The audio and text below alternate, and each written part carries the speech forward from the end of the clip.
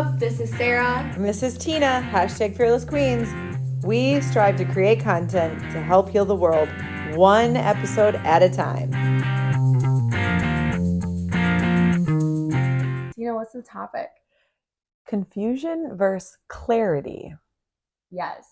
Have you ever felt confused and you would love to have more clarity? Me, girl. Yep. We are going to connect the dots from backwards. So looking at what we've gone through before, Tina and I have two stories we wanted to share with you that just came to our memory this morning as we were figuring out what to talk about today with you guys. And these are the topics and the stories that we wanted to share. And we really feel like these are going to impact because these are situations that most people probably experience at some point. Maybe for mine, it's my move to Florida or my not move to Florida.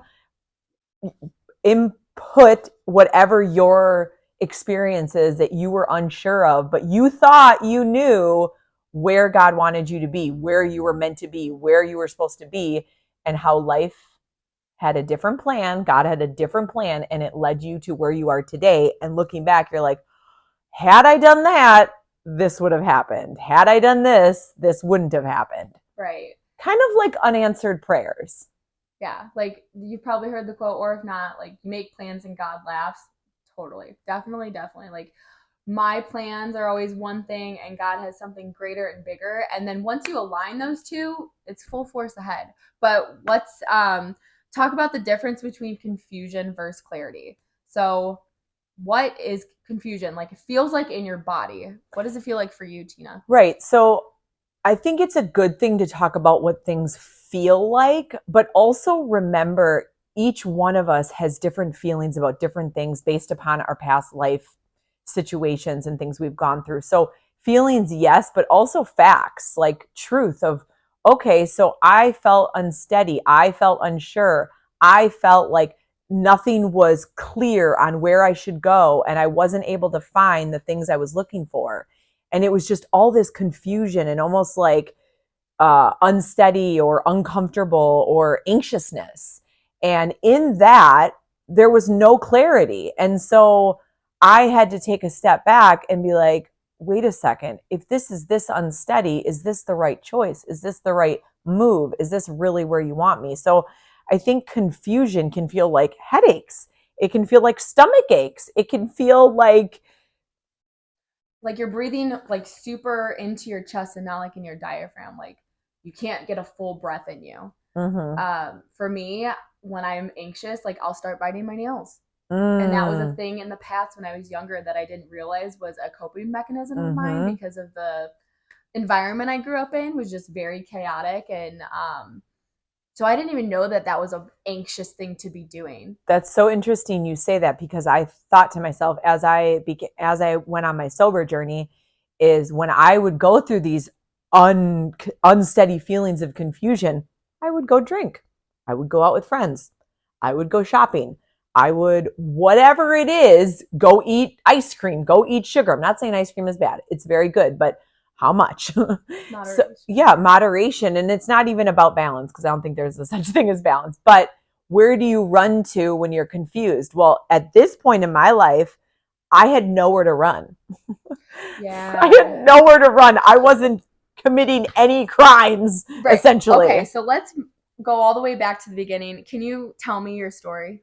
Like, tell me the Florida story. Let's go all the way to the beginning, because then I think it'll make more sense of like the confusion versus like, okay, how did you get a clear sense of, okay, that was confusion and now here we are, like I see the peace and the clarity and the like the ease, the breath of fresh air, right? That's exactly what it feels like. You're just constantly like all the time. So I had went through a just unhealthy divorce, and in that I was in a town that I did not grow up in. I moved here because of the marriage and started a new life. And so I knew I didn't want to go back to Wisconsin, not because I didn't love them, but because I didn't want to go back into that environment knowing that I would probably just retract and maybe not make good choices. So I didn't want to go back there. So in my mind, I wanted to move to Florida because Florida's warmer. Florida is fun. Florida is not Indiana. So Tina really wanted to move to Florida. I was dead set. I'm moving to Florida. I started packing up my things. Things were in bins. I got rid of winter clothes. Like I was moving, and I started looking at apartments. I even met a friend who was also going to move to Florida. Like we talked about moving to Florida, not together, but we separately talked about moving to Florida. Like it was odd. Like I was ready to go. Like I was going. It was happening. So did you think because you had somebody in your life that was also wanting to move to Florida at the same time that it was God? Because that's where your faith was at the time too? Oh, for sure. Okay. For sure. How could I meet somebody randomly on TikTok and become friends with them, and then he wanted to move to Florida too? You know? I even went to Florida for 2 weeks. I took a road trip. I was like, I'm going to Florida. And I was there the whole time I was there. I was happy. I was peaceful. I was like, this is definitely it. Like, this is where I'm going. Every single thing. So then I get back and I could not find an apartment. I was on the phone with multiple. I put in the work. Faith without works is dead. I had faith and I was putting in the work. Like I was looking for a place. I was talking with people. I was having conversations. People were even connecting me with people. You got to call this person. They'll help you out. And it was in the midst of the C word, which I won't say. But it was in the midst of that. So it was very difficult to find places to live. I'm sure anyone who tried anything to purchase anything knew how difficult it was. But trying to find a place in Florida was dang near impossible because I think everyone was moving. Everyone was moving to Florida during that time. And so I'm like, man, I cannot find a place to live. I can't find a place. Like I literally, there was no options for me based upon what I was looking for. I was looking for like 1 bedroom and it was like $5,000. So it was like not possible for me to find a place. That's not Indiana living. Like, that's the cost of living here if you're not from there. I don't even know if that's Florida cost, like living. Maybe Miami, but I was not looking in Miami. I was looking in that's inflation. I even looked like slightly more ghetto-ish areas. Like I can do it. I'm fine. I'm tough. I know, I'm muscular. I can handle it. And then all of a sudden, like people started making like comments like, oh, maybe you're not meant to move. And I would get upset. I would get so mad at them, but I couldn't say anything because they were my friends and they loved me and they were coming from a place of love. And I was like, no, I'm moving. It's happening. Christy definitely was like, maybe you're not meant to go. Elizabeth, well, you just keep your options open. Maybe you're meant to stay here. And I'm like, okay, now it's getting weird. Like I've done all the work. Why? Now God, step up to the plate here and hook me up. Like find me a place. Everything else has flowed so simply. And then I started to feel resistance and almost feel frustration. And then the confusion set in. And it was like everything had been set up so perfectly. And I knew that I needed to get out of here because this is where my ex-husband was and I didn't want to be anywhere near him. And this is flesh talking. I don't feel this way anymore because I don't ever see him. But I'm sharing that because I think so often we want to get out of the situation. We want to get out of the home we lived in. We want to get out of the town we lived in. And it's going to be so different in Florida. But one thing that I've learned, and I'm sure, Sarah, you'll touch on this too, is if I go to Florida, I am still in Florida. Like Tina is here because wherever I go, there I am. And I'm still going to need to work through the things that I then worked through after I realized I'm not moving to Florida. So I came to a point where it was just getting really difficult and I was beside myself. And I finally fell to my knees. And every so often I fall to my knees and I pray fervently, more often now than in the past. But in the moment, I remember I went into my bathroom and showers for me are always very purifying. And I pray and cry because if I'm crying in the shower, I'm not really crying. Right. That's what I say too. I took that from you, but it makes sense. And so I got out of the shower, I'm on my knees and I'm like, why is this so difficult, Lord? Like, help me. Like, I want to go so bad. I just want to be out of this town. I remember saying that. I just want to be out of this town. And his exact words were, if I really wanted you to go, maybe not exact, because this was a year and a half ago. If I really wanted you to go, would it be this difficult? And I felt this pit and I'm like, and I bawled hysterically. I fully released it. And in that, I fully surrendered. And I said, you're right. Because most of the time, God's right. All the time. We just don't want to hear it because we're not ready to receive what he has for us. And it was in that moment I was like, I can't anymore. I give it to you. You have control over my life. And I continue to do that every single day as much as I possibly can. Leave it at his feet every day. But in that moment, I stood up and the wave of confusion left me. The wave of anxiety, anxiousness, the not knowing what's going to happen with my life, needing to know what's going to happen with my life. It fully let go. And I was so peaceful. I was like, I went from like bawling and angry to literally like, you're right, I'm not going. And there was no, and the interesting thing was, you know, sometimes when you do something and you're like, oh gosh, now I got to tell everyone I'm not moving to Florida and I got to hear the I told you so. And everyone's going to be like, oh, of course she's not going to go or whatever people say. I didn't even care. Did not even care because I knew that it was what I was meant to be. What I was meant to do was stay here. And what's interesting is a month later, this lady and I started a podcast. Yeah. And a multitude of other things happened in my life because I didn't move to Florida. We, together and separately, have literally helped change lives. And I'm sure in Florida I could have changed lives too, because if that was God's plan, but how much simpler it is now. It's so simple, not easy. There are many challenges that have come upon, but I have, when the challenges come up, I give them to him and it's so much easier. And here's how you do it. It's this simple. You have a thought, you have a frustration, you have an anger, and for me, I close my eyes and I say, can you take this from me? Can you take it and do with it what you want done? And it's literally that simple. And he will.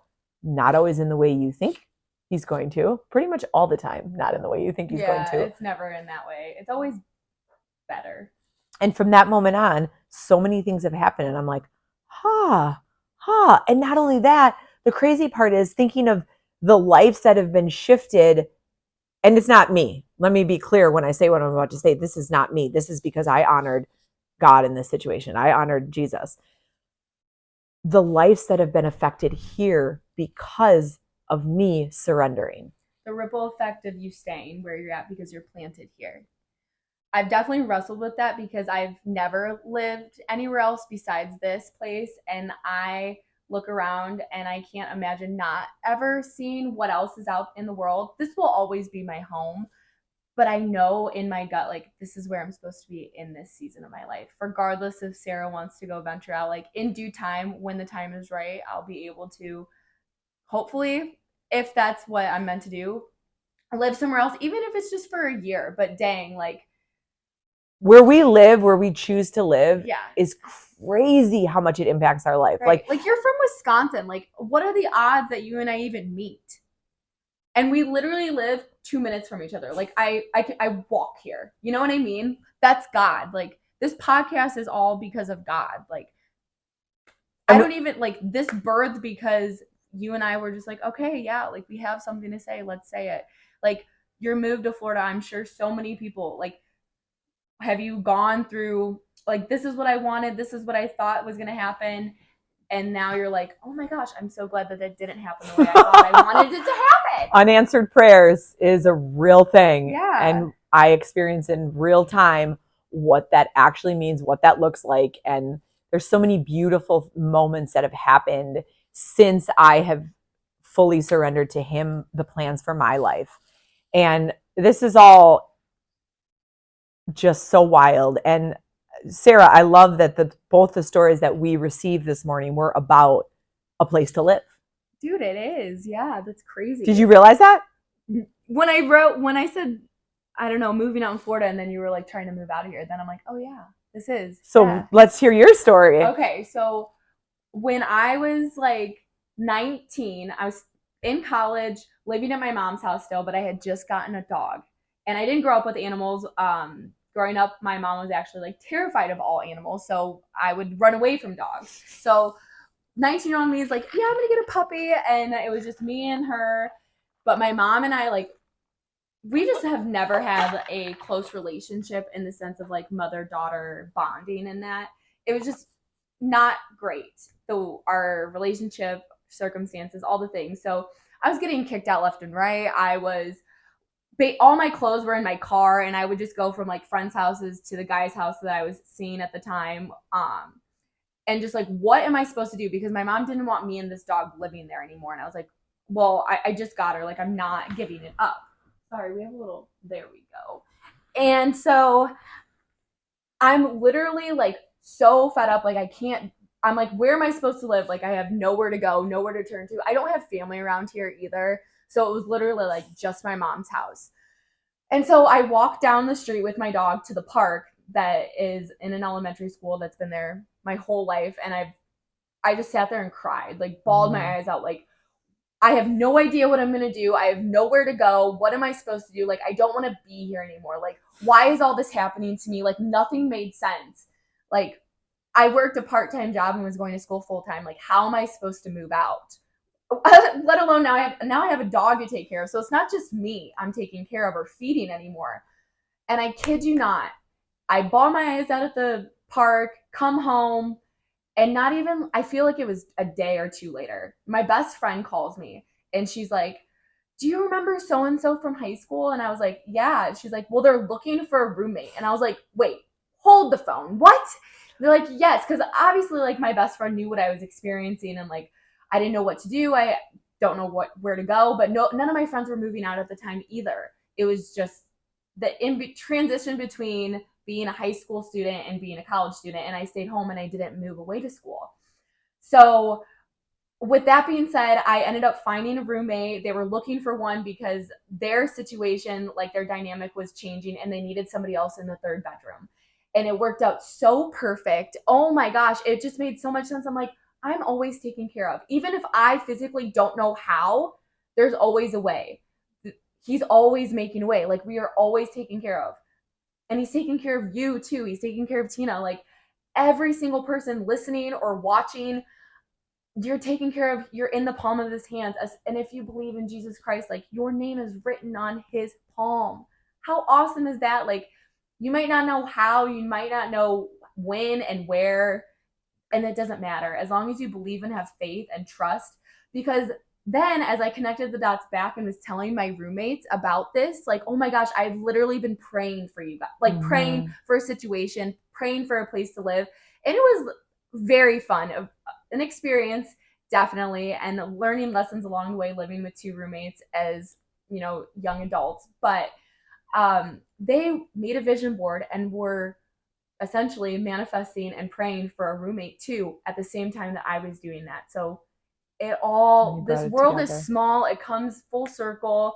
Your prayers are answered. There's so much power in prayer. And literally, prayer is just talking to God out loud, like speaking out loud what you want, because your words have meaning. Like, so what are you speaking? Because your prayers and your thoughts are being listened to all the time, because God hears what you're thinking. He knows what your heart and desires are. And you can watch after you surrender. It sounds like we both surrendered. Yeah. Oh, we didn't even realize. Cannot do this. And we didn't even realize that's what we were doing. Yeah. It was just like, I can't control my life anymore.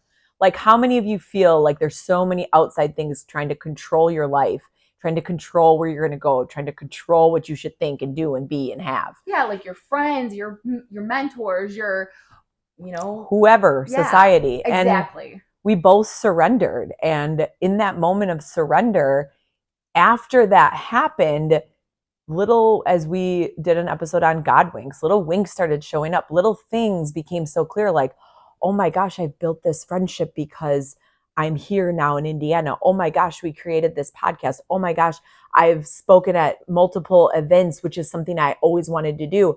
I spoke at church. I spoke at a Christian banquet. Like, all of those things that I had never, like, I realized I prayed for them, but they happened here in Indiana. They didn't happen in Florida, right? And then the relationship I'm in and the people that I have helped bring to Christ, like, that all happened because you didn't move. Yes. And because I stayed in Indiana, and those people needed me to stay, and God was working on those people too. And it's just, now I'm here, and I can't believe I'm going to say this out loud for the world to hear. I actually enjoy being in Indiana. And me too. It's a flyover state. Yeah. But like, it's also a beautiful state. Like it sounds crazy to say, but like, there's so much here that is created for people in other states, and I don't know, it's just amazing. And there's sharks that aren't going to eat you in it. And corn. We barely, we're not in Kansas, so these tornadoes are very nothing. Right. Never honestly seen one. We don't have hurricanes. Yes, there's so many beautiful things. There's so many beautiful things and so many beautiful experiences. We are hyping up for the Midwest. No, and it's weird because that never was me. I was going to move to Colorado at one point. I was going to move out of the country at another point. I mean, that still could be a possibility because that's a whole other podcast about this country and how different it is traveling Europe. But anywho, we just wanted to share that with you guys. And if you have a story, if you have a situation that you're going through that you're like, man, I don't know if I should be here. I don't know if I should be doing this. I don't know if I should be with this person. Pray and surrender and, maybe reach out to us and share it with us. Or if you were in a situation where you had an unanswered prayer and your life is so much more beautiful and peaceful, share it with us. And we're going to wrap up, I think, right? Yeah. Right. Okay, cool. And if you enjoyed what you're hearing, if this impacted you or you feel like this would impact somebody else, write a review, because the reviews are what help this reach more people. Yeah. And I don't know about you, but the world needs joy. Yes. We're just trying to create a happy and healthy world, one episode at a time. And with your help, we can do that to spread all the love and joy.